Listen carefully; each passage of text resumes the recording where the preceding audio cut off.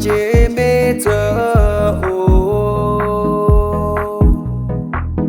nơ cơ quên đồ ta pha bà đồ hồ cô y nơ chế mê chờ qua gà cửa qua giờ lỗ nà ta chỉ giờ ghé qua phố phố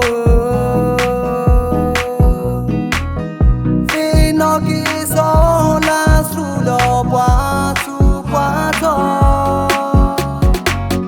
ta mi nè lỡ nợ ta mà lỗi mò qua cu ga có tu nè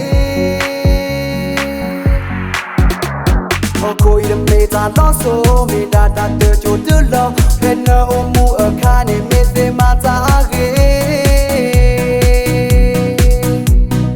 mà ta ghé cô đam mê ta lo số mi đã đạt được chỗ thứ lo hẹn nợ ôm mu ở kha này mê thế mà ta ghé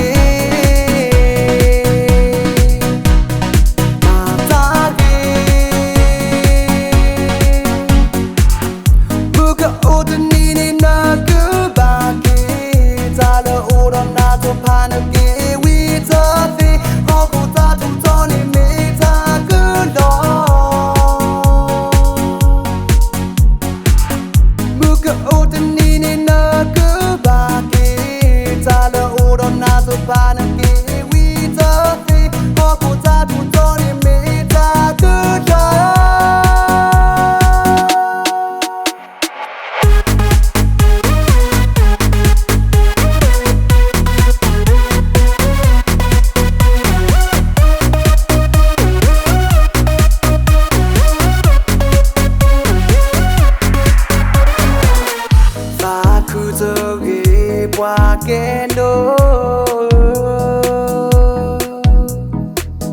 họ cố ý tớ mê